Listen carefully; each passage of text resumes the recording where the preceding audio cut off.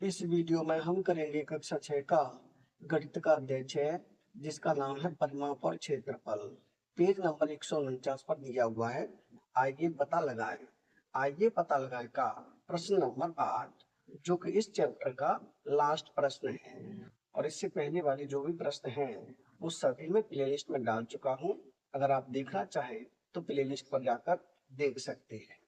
प्रश्न 8 है, एक वर्गाकार कागज को आधा मोड़ा गया है। यानी कोई वर्गाकार कागज है उसे आधा मोड़ा गया है। जैसे ये है वर्गाकार कागज, वर्ग की सभी भुजा बराबर होती हैं, तो इसकी भी मैंने ये सभी भुजा बराबर मानी है। यानी कि 4 का ये है, 4 का ये, 4 का ये, 4 का ये, क्योंकि वर्ग की सभी भुजा बराबर होती है। इसे बीच में से ऐसे मोड़ा गया है, यहाँ से ऐसे ऐसे मोड़ दिया गया है। आगे है प्रश्न, फिर मोड़ से वर्ग को दो आयतों में काटा गया है।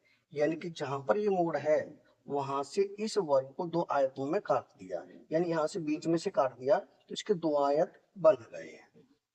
वर्ग के आकार को न देखते हुए निम्न में से एक कथन हमेशा सत्य होगा। यानी कि इनमें से हमेशा एक कथन सत्य होगा जो कथन हमें नीचे दिए हुए हैं। यहाँ कौन सा कथन सत्य है? यहाँ कौन सा कथन सत्य है? हमें ए, बी, सी और डी ये चार कथन दिए हैं।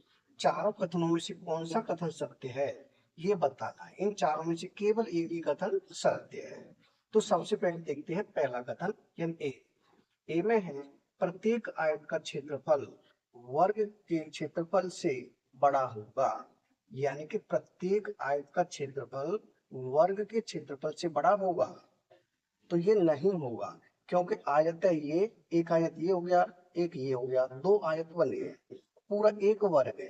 तो एक आयत का क्षेत्रफल पूरे वर्ग के क्षेत्रफल से बड़ा हो सकता है? नहीं हो सकता। तो कैसा होगा ये हो जाएगा असत्य। यानी पहले का उत्तर हो जाएगा असत्य। तो यहां लिख दें असत्य, असत्य। यानी पहला तो सत्य हो ही नहीं सकता। अब देखें इसका विभाग दूसरा।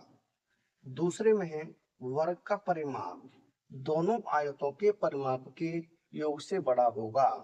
यानी कि वर्ग का परिमाप है दोनों आयतों के परिमाप के योग से बड़ा होगा। तो इसे हम करके देख लेते हैं। तो पहले निकालें वर्ग का परिमाप। वर्ग की भुजा कितनी है? 4 इकाई है। वर्ग का परिमाप का फॉर्मूला होता है भुजा वर्ग। यानी यहाँ लिखें वर्ग का परिमाप, परिमाप। इसके लिए फॉर्मूला होता है 4 गुणा भुजा। क्या होता है? 4 गुणा भुजा। यानी कि भुजा ये 4 गुणा भुजा, भुजा कितनी है? 4 है। तो 4 का गुणा 4 से करीब कितना हो जाएगा? 16 हो जाएगा इकाई। यानी कि वर्ग का परिमाप कितना आया? 16 इकाई आया। अब हम निकालेंगे आयत का परिमाप, यानी कि दोनों आयतों का परिमाप। पहले निकालें एक आयत का परिमाप। यानी लिखें एक आयत का परिमाप, एक आयत, आयत का परिमाप, परिमाप। आयत का परिमाप क्या होता है? इसके लिए फॉर्मूला होता है दो ब्रैकेट के बाहर, ब्रैकेट में लंबाई प्लस चौड़ाई। ये होता है आयत का परिमाप ज्ञात करने का फॉर्मूला। दो ब्रैकेट के बाहर तो दो, लंबाई प्लस चौड़ाई। अब आयत एक ये है, एक ये है, इसकी पूरी भुजा 4 है, तो ये हो जाएगी 2, ये होगी 2, ये होगी। यानी कि दो दो इकाई की भुजा हो जाएंगी। तो लंबाई कितनी है? 4 है, चौड़ाई कितनी है? 2 है। तो यहाँ के 4 प्लस के 2, यार ये अगली लाइन में हो जाएगा। दो ब्रैकेट के बाहर, 4 और 2 को जोड़ा कितना होगा? 6। अब 6 का गुणा हम 2 से करेंगे तो 6 दूनी 12 इकाई। कितना? 12 इकाई। यानी कि एक आयत का परिमाप कितना आया? 12 इकाई। तो दोनों आयत का परिमाप कितना होगा? यानी ये हो जाएगा 12 इकाई प्लस 12 इकाई, यानी 24 इकाई।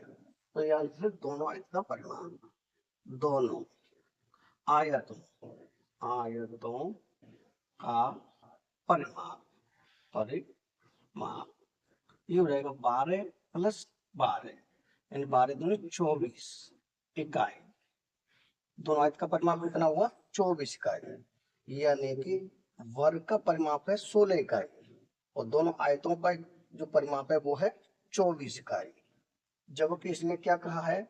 वर्ग का परिमाप दोनों आयतों के परिमाप के योग से बड़ा होगा।